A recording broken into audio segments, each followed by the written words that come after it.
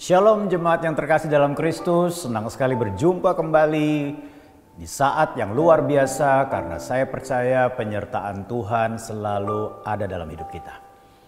Saudara yang kasih dalam Tuhan, berdoa untuk pergumulan orang lain itu juga merupakan kehendak Tuhan atas kehidupan kita. Karena Tuhan berkata, berserulah kepadaku.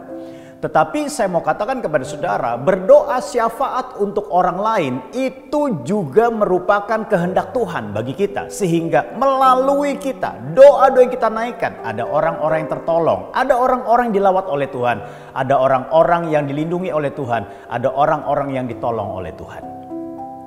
Sebuah teladan yang luar biasa dari kehidupan seorang yang bernama Abraham yang tercatat di dalam Kejadian pasal 18 ayat 23 sampai dengan 32 di mana dia bersyafaat untuk orang benar yang disebutnya sebagai orang benar yaitu keponakannya sendiri atau saudaranya sendiri yaitu Lot bersama dengan keluarganya di mana Sodom dan Gomora akan dimusnahkan oleh Tuhan pada saat itu.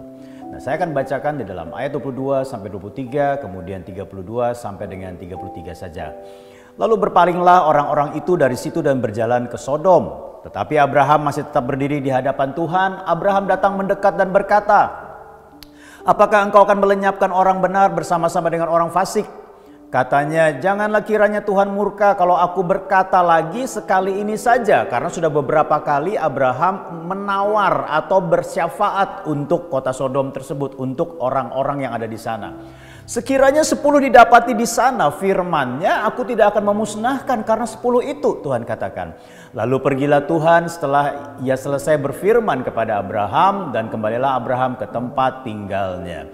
Saudara yang kasih dalam Tuhan, seperti tadi saya katakan bahwa kehendak Tuhan bukan hanya sekedar kita berdoa, tetapi kita juga bersyafaat untuk orang lain, untuk bangsa, untuk pemerintahan, dan juga untuk kota di mana kita tinggal.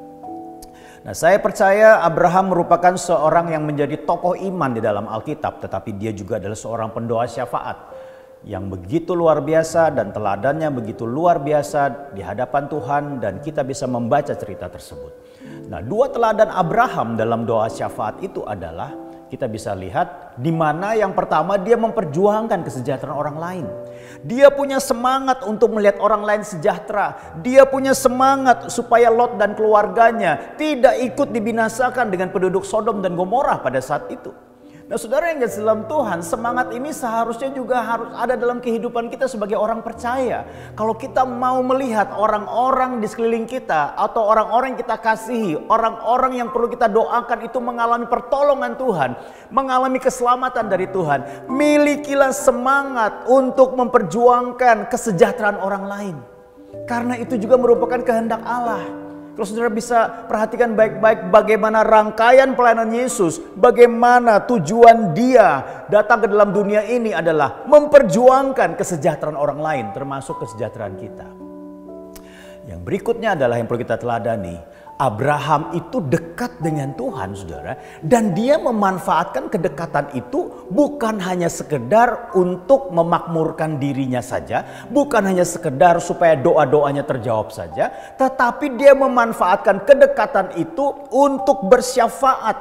Untuk bernegosiasi. Supaya apa? Tuhan tidak memusnahkan orang-orang benar di tengah-tengah orang-orang fasik. Saudara yang kasih dalam Tuhan, mari bangun hubungan dengan Tuhan. Mari bangun kedekatan dengan Dia. Bukan hanya sekedar supaya kita mendapatkan pertolongan pada waktunya. Bukan hanya sekedar supaya kita semakin diberkati. Tetapi bangunlah kedekatan itu supaya melalui kedekatan itu kita bisa bersyafaat untuk orang lain kepada Tuhan.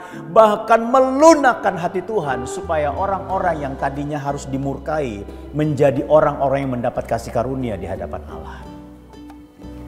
Rindukah saudara memperjuangkan kesejahteraan orang lain? Dan rindukah saudara terus semakin dekat dengan Tuhan? Sehingga melalui kedekatan itu engkau dapat berseru kepada Tuhan dari hati ke hati. Untuk berbicara dari hati ke hati bagi kesejahteraan orang lain melalui doa syafaat yang kau panjatkan di hadapan Tuhan. Milikilah hati yang memperjuangkan kesejahteraan orang lain melalui doa-doa yang kita naikkan. Dan teruslah bangun kedekatan dengan Tuhan.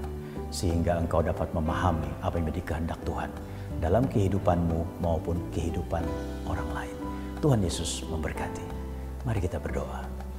Bapa di surga, biarlah kami terus memiliki semangat supaya setiap orang boleh memiliki sejahtera Tuhan, mengalami pertolongan Tuhan, mengalami jamahan Tuhan. Biarlah setiap doa yang kami naikkan itu Bapa Engkau dengar. Bahkan kami terus membangun hubungan dan kedekatan dengan Engkau ya Bapa. Sehingga kami dapat memahami dan mengerti bahkan melakukan apa yang Kau kehendaki. Termasuk dalam berdoa syafaat bagi orang lain supaya orang lain mendapat sejahtera dari Tuhan. Terima kasih Bapa di surga, terpujilah nama-Mu. Di dalam nama Tuhan Yesus kami berdoa. Amin. Tuhan Yesus memberkati.